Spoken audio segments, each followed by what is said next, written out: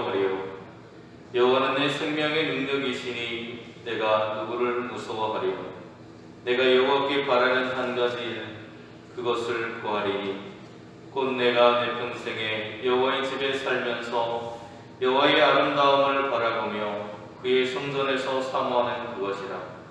여호와께서 환난 날에 나를 그의 초막 속에 비밀히 지키시고 그의 장막 은밀한 곳에 나를 숨기시며 높은 바위에 두시리로다. 아멘. 은혜와 사랑의 하나님,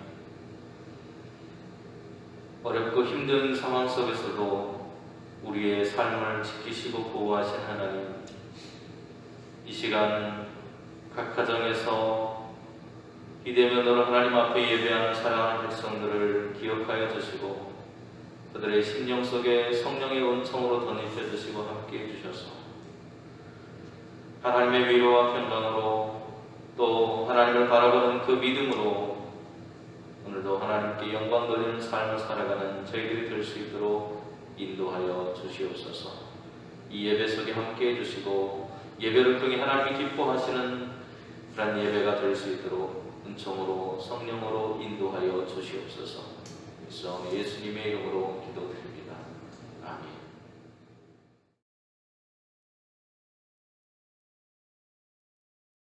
전능하사 천지를 만드신 하나님 아버지를 내가 믿사오며 그 외아들 우리 주 예수 그리스도를 믿사오니 이는 성령으로 잉태하사 동정녀 마리아에게 나시고 본디오 빌라도에게 고난을 받으사 십자가에 못 박혀 죽으시고 장사한 지 사흘 만에 죽은 자 가운데서 다시 살아나시며 하늘에 오르사 전능하신 하나님 우편에 앉아 계시다가 저리로서 산자와 죽은 자를 심판하러 오시리라. 성령을 믿사오며 거룩한 공예와 성도가 서로 교통하는 것과 죄를 사하여 주시는 것과 몸이 다시 사는 것과 영원히 사는 것을 믿사옵나이다. 아멘.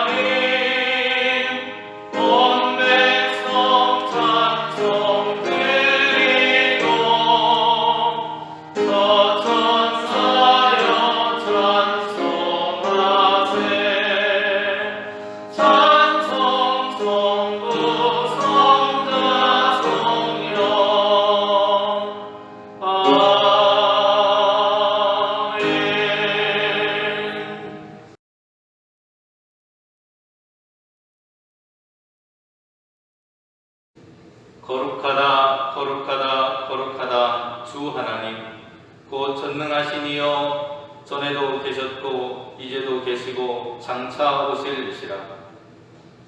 주 하나님 곧 전능하신 이시여 하시는 일이 크고 놀라우시도다. 만국의 왕이시여 주의 길이 외롭고 천지시도다. 주여 누가 주의 이름을 두려워하지 아니하며 영화롭게 하지 아니하오리이까. 오직 주만 거룩하시니이다. 주의 의로우신 일이 나타났음에 만국이 와서 주께 경배하리이다. 우리 주 하나님이여 영광과 존귀와 권능을 받으시는 것이 합당하오니 주께서 만물을 지으신지라. 만물이 주의 뜻대로 있었고 또 지으심을 받았나이다. 보좌에 앉으신 이와 어린 양에게 찬송과 존귀와 영광과 권능을 세세토록 돌릴지어다. 아멘. 찬송과 영광과 지혜와 감사와 존귀와 권능과 힘이 우리 하나님께 세세토록 있을지어다. 아멘. 아멘.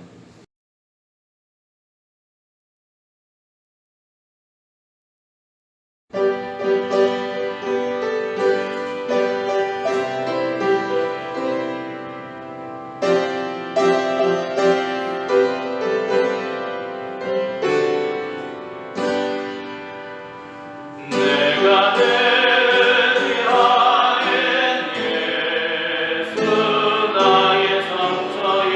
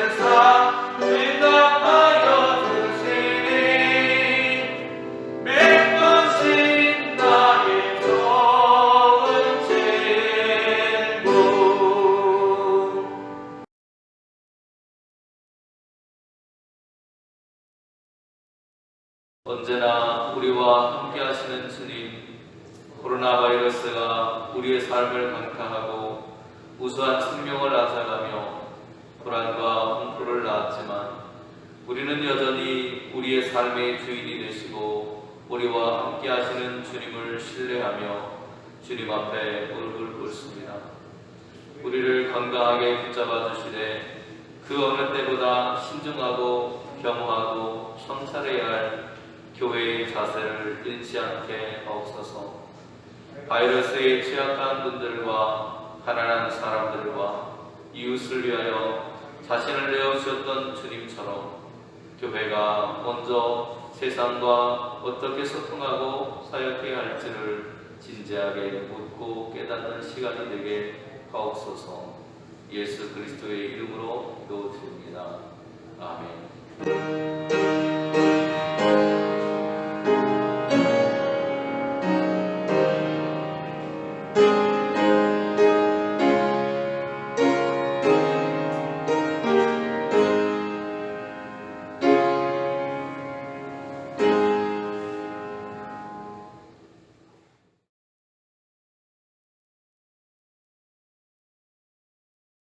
사흘째 되던 날 갈릴리 가나에 혼례가 있어 예수의 어머니도 거기 계시고 예수와 그의 제자들도 혼례의 청함을 받았더니 포도주가 떨어진지라.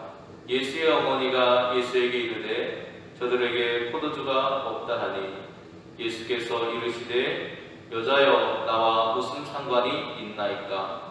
내 때가 아직 이르지 아니하였나이다. 그의 어머니가 하인들에게 이르되 너희에게 무슨 말씀을 하시든지 그대로 하라 하니라. 거기 유대인의 정결 예식을 따라 두세 통 드는 돌 항아리 6이 놓였는지라. 예수께서 그들에게 이르시되 항아리에 물을 채우라 하신즉 아귀까지 채우니 이제는 떠서 연회장에게 갖다 주라 하시매 갖다 주었더니 연회장은 물로 된 포도주를 맛보고도 어디서 났는지 알지 못하되 물 떠온 하인들은 알더라. 연회장이 신랑을 불러 말하되 사람마다 먼저 좋은 포도주를 내고 취한 후에 낮은 것을 내거늘 그대는 지금까지 좋은 포도주를 두었도다 하니라. 예수께서 이 첫 표적을 갈릴리 가나에서 행하여 그의 영광을 나타내시며 제자들이 그를 믿으니라. 아멘.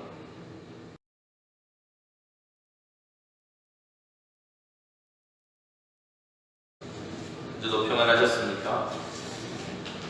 주연절도 벌써 3번째 주일을 저희가 맞이하고 있습니다. 그리고 1월이 엊그제 시작한 것 같은데 벌써 그 끝을 향해서 달려가고 있습니다. 이번 주도 정부의 지침에 의해서 비대면 예배를 이렇게 드리고 있습니다. 모쪼록 여러분의 건강을 잃지 않고 속히 함께 모여서 대면하여서 예배할 수 있기를 소망해 봅니다. 지난 2주 동안 우리가 주연절을 맞아서 첫 주에는 유혹에 관한 그런 말씀을 함께 우리가 나눴고요. 그리고 지난주에는 막힌 담이라고 하는 그런 주제를 가지고 함께 말씀을 나누었습니다. 그리고 이번 주에는 가나의 혼례를 통해서 우리에게 주시는 하나님의 이야기를 통해서 그 속에 담긴 의미를 생각해 보려고 합니다. 이 시간 함께 말씀을 나눌 때 하나님의 귀한 은혜가 함께 하시기를 간절히 바랍니다. 우리가 이 시간을 살아가다 보면 때로 어려운 환경들을 처하는 것 같아요. 그래서 그 어려운 환경들을 함께하고 함께 견뎌낸다라고 하는 것은 매우 중요한 일인 것 같습니다. 우리 신앙인들에게 있어서 그러한 일들이 너무나도 중요한 것 같습니다. 요즘 코로나라고 하는 것 때문에 교회를 보는 시선이 예전과 같지 않습니다. 이러한 시기에 오늘 말씀은 우리에게 너무나도 큰 의미를 주고 있는 것 같아요. 우리 읽진 않았지만 열왕기 하에 보면 4장에 과부에 관한 이야기가 나옵니다. 선지자의 아내 중에 한 사람이 엘리사에게 찾아와서 자기의 두 아들이 빚 때문에 팔려가게 생겼다고, 이제 그 두 아들을 잃게 생겼다고 하는 자신의 삶의 어려움을, 고충을 엘리사에게 와서 전달하게 됩니다. 그런데 엘리사를 뭐라고 부르냐면 당신이라고 불러요. 엘리사를 당신이라고 부릅니다. 그런데 그러한 어려운 상황에 대해서 엘리사가 이렇게 말합니다. 내가 너를 위하여 어떻게 할까? 어떻게 해줄까? 라고 묻습니다. 그래서 그 말을 하고 나서 너희 집에 무엇이 있냐고 물어봤더니 기름이 있다고, 자기 집에는 기름밖에 다른 것이 없습니다 라고 하는 이야기를 합니다. 그랬더니 밖에 나가서 빈 그릇을 빌려오라고 말합니다. 그릇을 빌려오라고 말해요. 그런데 조금 빌리지 말고 할 수 있는 한 많이 빌려오라고 말합니다. 그래서 많은 그릇을 빌려오고 엘리사가 주는 대로 그 그릇에다가 기름을 채워서 자기의 그런 가정의 빚을 갚고 두 아들을 잃지 않았다는 이야기입니다. 엘리사의 그런 사랑의 실천이 한 가정을 지키고 그 가정을 붙들어 주었다라고 하는 그런 이야기이죠. 오늘 이 이야기는 하나님의 사람이 어떻게 살아가야 하는가에 대한 이야기를 우리에게 들려줍니다. 그리고 당신이라고 불렀던 이 선지자의 부인이 그 사건 이후에 엘리사를 이렇게 부릅니다. 하나님의 사람이라고 부릅니다.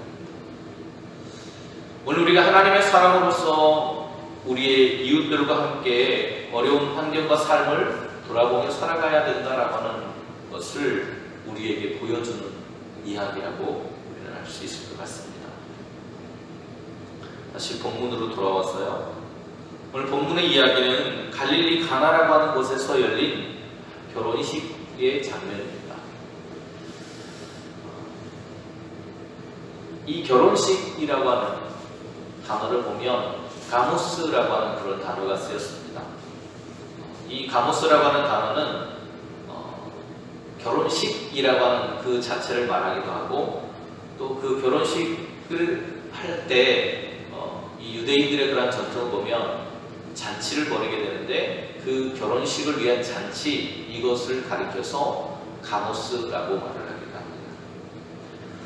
이 둘 다가 포함된 말이라고 할 수 있을 것 같아요.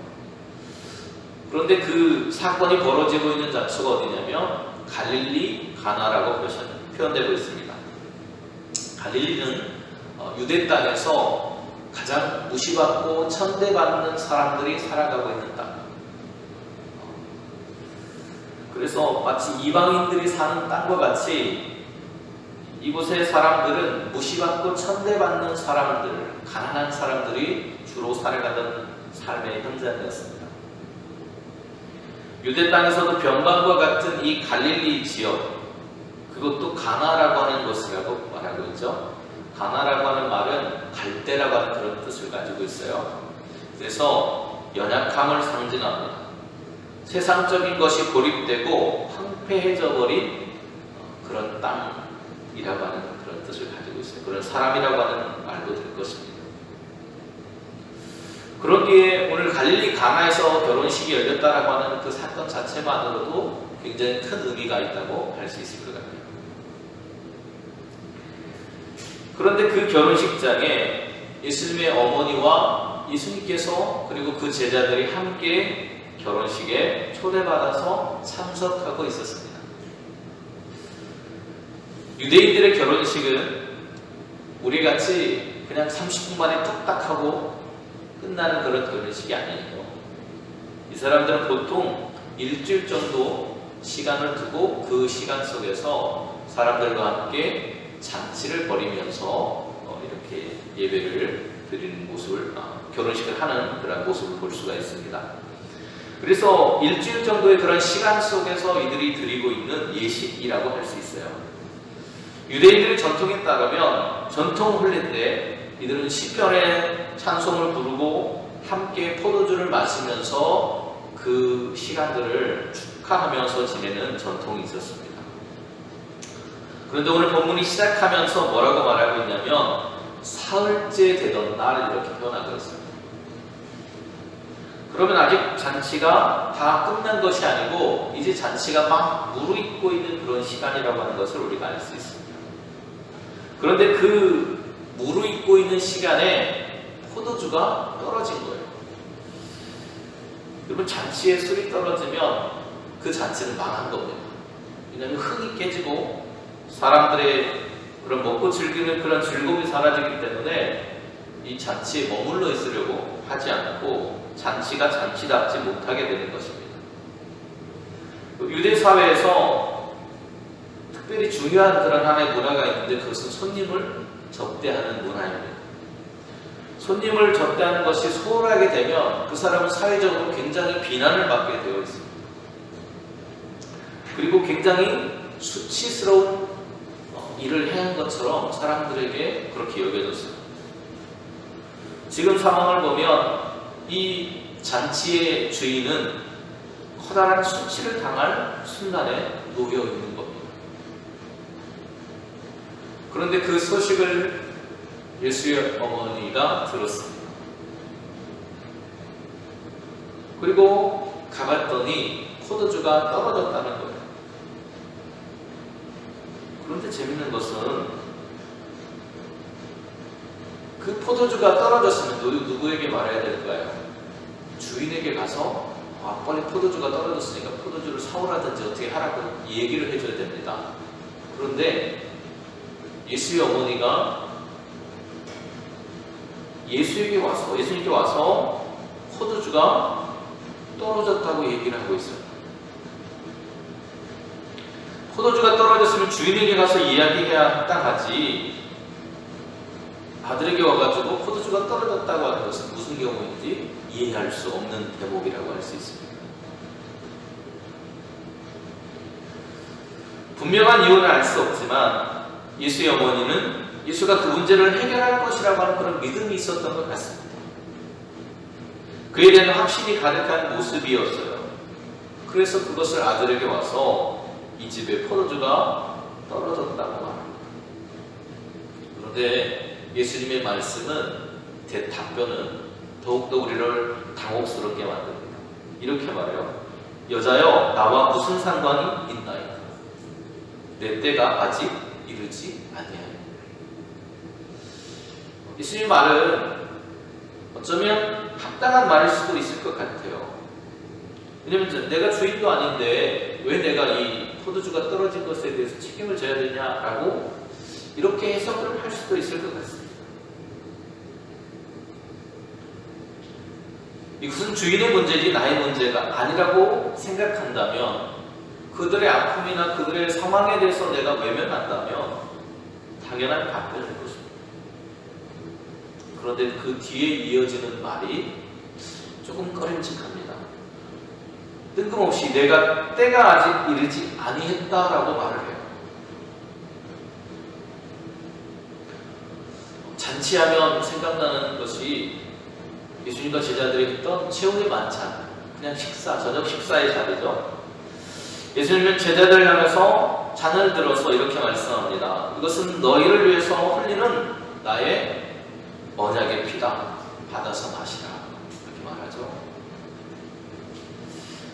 오늘 본문에서 말하고 있는 포도주가 상징하고 있는 것은 무엇일까를 생각해 보면 바로 예수님의 앞으로 흘리실 보혈을 상징한다고 말할 수 있을 것 같습니다. 이것은 갈릴리 가나에서 행하신 예수님의 첫 번째 기적이었다고 성경은 기록하고 있습니다. 물이 포도주로 변한 사건입니다. 이것은 단순한 이적의 사건이 아니라 예수께서 우리를 향해서 자신의 삶을 내어주신 희생적인 죽음을 상징하는 것이라고 하는 것을 알 수 있어요. 우리의 구주이신 예수님께서 우리를 위해서 죽으실 때가 아직은 아니라고 말씀하고 있는 것입니다.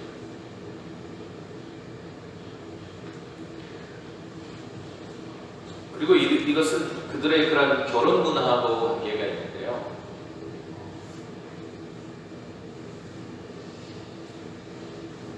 신랑이 약혼이나 이런 걸 하고 언제 올지 모르는 그런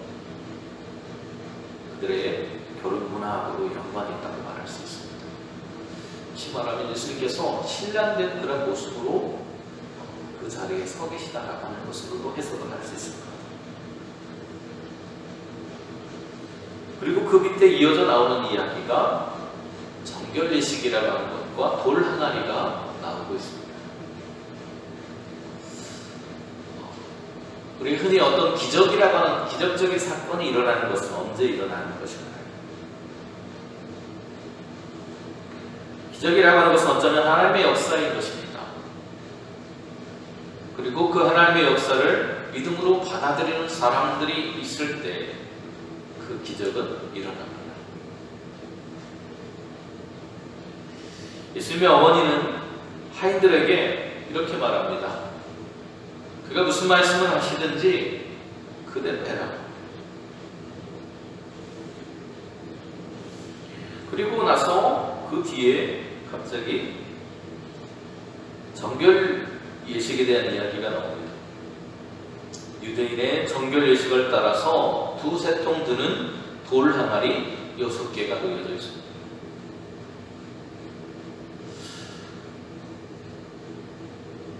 뜬금없는 그런 이야기처럼 보여집니다. 그런데 유대인의 정결 예식과 이런 결혼식과 같은 잔치 예식 이런 것들은 굉장히 중요한 연관성을 가지고 있습니다. 그리고 거기에 돌 항아리가 놓여 있다고 말하고 있습니다. 유대인들은 식사를 하기 전에 정결 예식을 치러야 했습니다. 우리가 밥 먹기 전에 뭐 하죠? 손을 씻잖아요. 그죠? 손을 씻는 것처럼 이들도 식사를 하기 전에는 반드시 손을 씻었습니다. 그 이유는 외출을 하고 돌아오면 밖에서 못 올 수 있는 어떤 부정함을 씻어내기 위한 하나의 예식이었습니다. 그런데 돌 항아리가 6개나 있었다고 말하고 있습니다. 이 6개가 있었다는 것을 보면 그 잔치에 상당히 많은 사람들이 와 있었다는 것을 알 수 있습니다. 그 항아리에 가득 물을 채우라고 말하고 있습니다. 물을 채우라고 말하고 있어요. 물을 채우라고 말했더니 종들이 가득 채웠습니다. 그런데 이 모든 것들이 정결 예식 때문이라고 말하고 있습니다. 정결 예식을 따른 것이다. 다시 말하면 이것은 하나님께서 주신 계명을 지키는 삶을 그들이 살고 있는 그 모습을 가리킨다는 것입니다. 요한일서는 이 장면을 이렇게, 이 장면과 같은 부분을 이렇게 이야기합니다. 하나님을 사랑하는 것은 이것이니 우리가 그의 계명을 지키는 것이다. 다시 말하면 하나님의 사랑하는 사람들의 그런 삶의 태도는 하나님이 주신 계명을 지키며 살아가는 거라는 거죠. 이것이 하나님을 사랑하는 모습이라는 것. 다시 말하면 계명을 지키는 사람, 하나님의 사람으로서 앞에서 말했던 열왕기 하에 나왔던 엘리사를 향해서 선지자의 부인이 말했던 하나님의 사람이라고 말했던 믿음의 사람들이 들어야 될, 그리고 그들이 살아가는 삶의 태도는 하나님의 말씀을 지키며 살아가는 것이라는 것. 정결한 모습을 얻기 위해서 그들이 한 하나의 행동이었습니다. 그들은 항아리에 물을 가득 채웠습니다. 이것은 자신들의 몸을 상징하는 항아리에 세례를 상징하는 물을 가득 부어 넣는 것입니다. 이것을 통해서 자신들의 더럽고 취약한 죄에 대해서 철저하게 회개의 모습을 보여주는 것입니다. 예수님을 통해서 변화되기를 원하는 사람들은 철저하게 회개해야 된다는 것을 말합니다. 그 회개를 거친 사람들은 포도주가 되는 기적을 얻습니다. 그런데 그 물이 포도주가 되었다라고 말을 하는데요, 물이 세례를 상징한다면 포도주는 예수님의 피를 상징하는 것입니다. 진정한 우리의 삶의 변화는 물을 통해서 우리가 회개했다면 예수님의 보혈을 통해서 우리의 그런 죄가 완전히 씻겨지는 삶을 경험해야 된다는 것입니다. 그것을 통해 우리는 새로운 삶, 하나님의 나라의 백성으로서의 그런 삶을 살아가게 되는 것입니다. 그리스도의 십자가를 통해서 하나님의 용서와 사랑이 완성되는 것처럼 그 보혈의 은혜를 경험한 사람들이 살아가야 될 삶의 모습을 오늘 본문은 우리에게 보여주고 있다는 것입니다. 다른 한편으로 요한일서에서 말하는 것처럼 물과 피로 임하신 예수, 참 생명이신 예수님을 통해서만 우리의 삶이 온전히 변화될 수 있다는 것을 보여주고 있는 것이 오늘 본문의 이야기입니다. 그런데 바로 이러한 이야기가 예수님의 제자들을 향한 그리고 세상을 향해서 첫 번째 표적이었다 이렇게 말합니다. 표적이라는 말은 언어로 하면 세메이온이라고 하는 그런 말입니다. 세메이온. 이건 어떤 상징, 표징, 표시 이런 뜻을 가지고 있어요. 영어에서는 사인이라고 말합니다. 사인. 뭔가를 가리키는 거예요. 뭔가를 보여주는 것입니다. 이렇게 이것입니다라고 하는 것을 보여주는 위해서 가리켜주는 그런 하나의 표시라고 말할 수 있을 것 같아요. 가나의 혼인잔치 이야기는 이 복음을 듣는 사람들에게 무엇인가 말해주고 싶었다는 것입니다.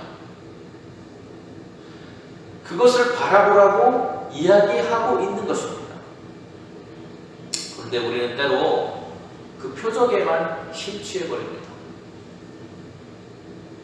어떤 기적의 사건이 일어났어, 우리 포도주가 됐어 라고 하는 그런 기적의 사건에만 우리 시선이 머물러 있는데 그것은 우리가 무엇을 가리키기 위한 하나의 손가락과 같은 것이라는 거예요.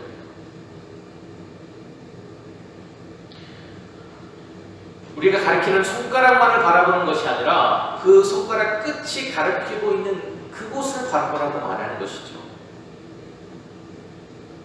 오늘 그 손가락이 가리키는 것을 잃어버린 채 그 손가락만을 바라보고 있는 우리의 모습은 아닙니다. 우리의 삶이 단순히 기적이라고 하는 것에 관심이 쏠려가지고 그 기적이 우리에게 말해주고 있는 것을 바라보지 못하는 것은 아닌지 우리의 삶을 우리에게 돌아봐야 할 것입니다. 요한은 11절에서 이 이야기를 하는 이유, 이 이야기가 가리키는 것이 무엇인가를 이야기해 주는데요. 이렇게 말하고 있습니다.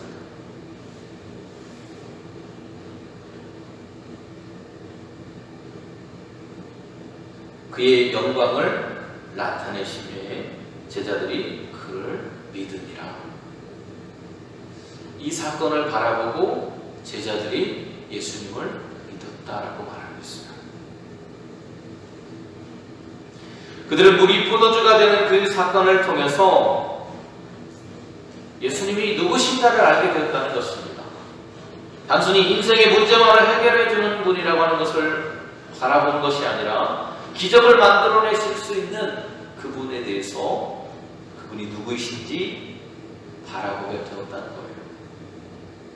기적 자체가 아니라 그 기적을 일으키시는 그 당사자가 누구인지를 알게 되었다는 것입니다.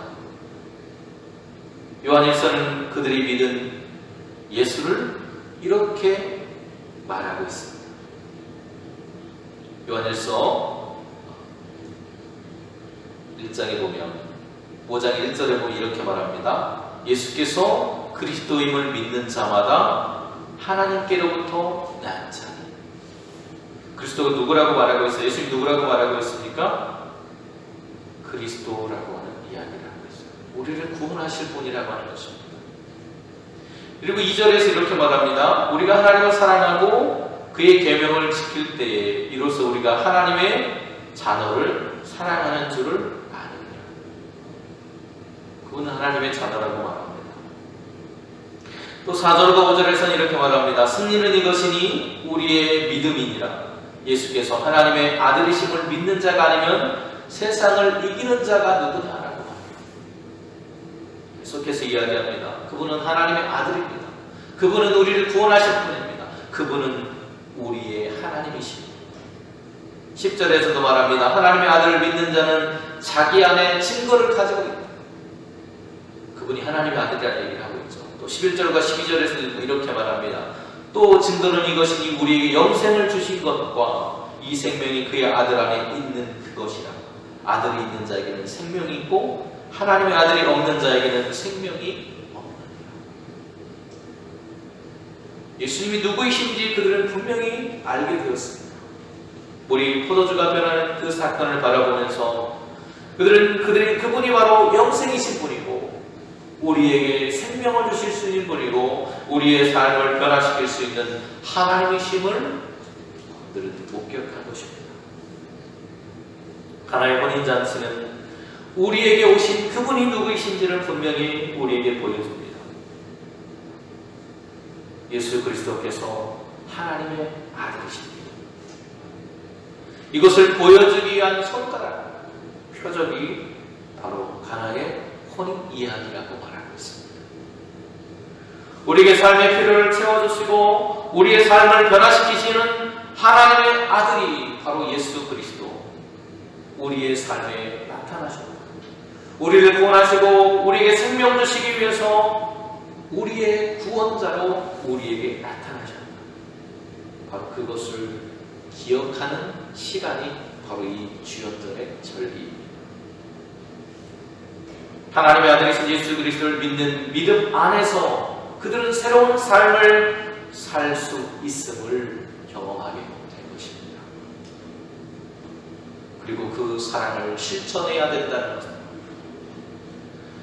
오늘 과거에 두 아들을 사랑으로 사랑하는 마음으로 그들에게 빚을 갚아주고 그 아들을 건져준 엘리사의 모습처럼 오늘 교회가 해야 할 일은, 그리고 포도주가 떨어져서 낭망에 있는 사람들의 마음을 달래주고 더 맛 좋은 잔치와 모습으로 변화시켜 주신 예수님의 그 마음으로 우리는 세상을 바라볼 수 있어야 합니다. 세상에서 고통받고 힘든 사람들의 필요를 채워주고 그들에게 이 사람들이야말로 하나님의 사람들이라고 하는 말을 들을 수 있어야 할 것입니다. 우리가 예배를 드리는 목적은 이러한 사랑과 나눔과 봉사와 희생의 삶을 살아가는 것을, 그렇게 살 것을 다짐하는 시간입니다. 그러기에 우리의 삶의 자리가, 예배 자리가 가정이든 교회가 되든 어디가 되든 우리는 그 마음에 다짐을 하고 하나님의 말씀 앞에서 우리의 삶을 비춰보고 그 말씀이 주시는 의미를 되새기며 다시 한번 하나님의 사랑으로 살기 위한 삶의 예배의 자리로 나아가야 하는 것입니다. 오늘 우리의 매일의 삶에 가나안의 이 혼례 이야기가 들려주십니다. 예수님이 우리를 구원하실 생명의 주인이시며 하나님이심을 기억하고 그 하나님의 백성다운 삶을 살아가는 저와 여러분 되실 수 있기를 주님의 이름으로 축원드립니다. 기도하시겠습니다.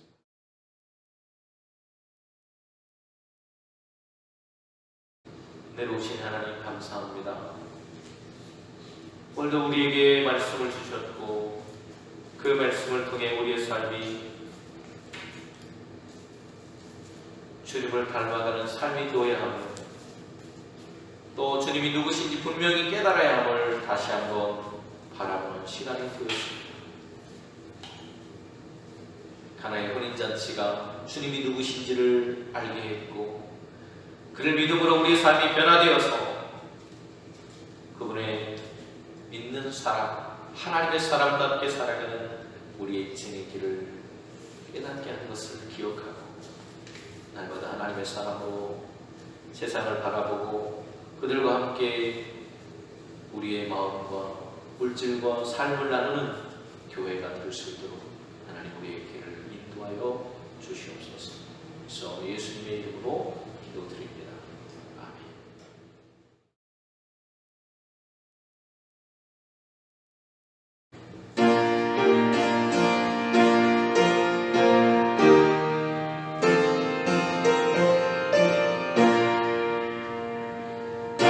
길을 밝히고 있으니 주 앞에 빨리 나갑시다.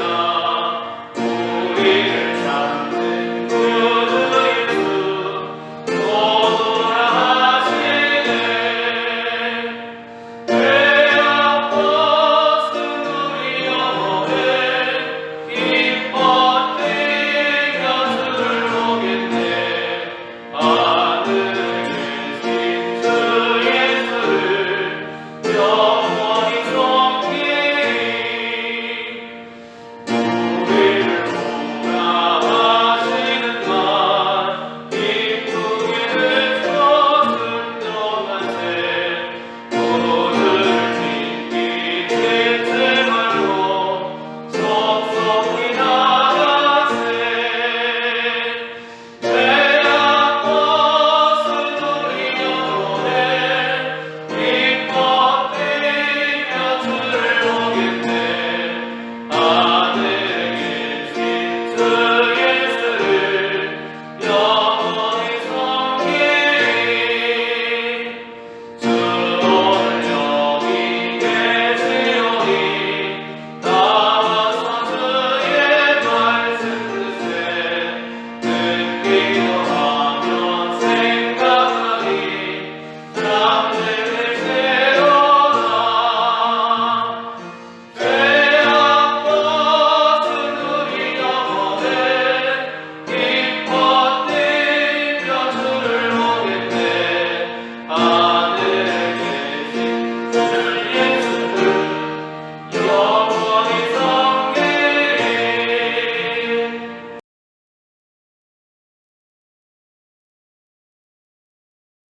늘어오신 하나님께서 우리에게 베풀어 주신 은혜와 사랑을 기억하고 감사하며 이 시간 하나님 앞에 예물을 드렸습니다. 하나님, 그 예물을 드린 손길들을 기억하여 주시옵소서. 범사의 삶을 감사하며 드린 예물도 있습니다. 그의 범사의 삶 속에 늘 함께 하셨던 것처럼 앞으로의 걸어가는 발걸음 속에 동행하여 주시옵소서. 우리의 삶의 모든 주인이 하나님이심을 고백하며 주신 소득의 10분의 1을 덜어서 11조 예물을 드릴 손길도 있습니다. 하나님이 주인 되심을 기억하며 하나님과 함께 동행하는 삶 속에서 날마다 그들의 삶에 불들이 어려움 당하지 않도록 하나님 그들의 걸음을 지키시고 인도하여 주시옵소서. 생명 주신 하나님을 기억하며 예물을 드렸습니다. 감사하며 살아가며 건강한 삶을 살아갈 수 있도록 하나님께서 은총으로 함께 해주시옵소서. 스님, 우리와 함께 믿음의 삶을 함께 누리던 사랑하는 형제가 이제 또 다른 장소로 옮겨서 군생활을 하게 되었습니다. 하나님, 보내가는 그 청년의 발걸음을 하나님께서 지켜주시고 하나님께서 어느 곳에 있든지 함께 해주시고 동행하여 주셔서 사고 없는 군생활이 될 수 있도록 도와주시고 좋은 선임과 동료들 만날 수 있도록 하나님 도와주셔서 즐거운 그러한 군생활이 될 수 있도록 인도하시고 함께 해주시옵소서. 공부하는 데 하나님과 동행하며 살아갈 수 있도록 도와주시고 그곳에서도 하나님을 향한 믿음을 잃지 않고 주님을 더욱더 깊이 만날 수 있는 아들이 될 수 있도록 하나님 인도하여 주시옵소서. 모든 걸음걸음 하나님께서 지켜주시고 그 속성에서 하나님과 함께하는 은총을 누리게 하여 주시옵소서. 이 시간 드려진 예물이 하나님의 나라를 이루고 생명을 구원하는 하나님의 역사를 위해서 아름답게 쓰여질 수 있도록 은총으로 인도하여 주시옵소서. 축복하고 있사오며 예수님의 이름으로 기도드립니다. 아멘.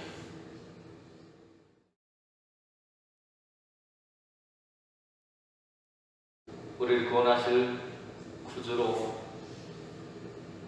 하나님의 아들로 우리의 생명의 주인으로 이 땅에 오신 예수 그리스도의 은혜와 복생하신 아들을 내어주시며 사랑하신 하나님의 크고 놀라우신 사랑하심과 성령님의 충만하신 그리고 우리의 삶 가운데 교통하시는 함께하시는지 우리의 구원자로 하나님으로 믿고 하나님의 사랑과 함께 살아가기로 다짐하고 발당한 영상길 모든 성도님들의 머리로 교육하자입니다. 코로나로 어려움 속에 있는 모든 이들의 삶에 이 나라 위 온 세계 이루디 영원토록 함께 하시기만을 간절히 축원하옵나이다. 아멘.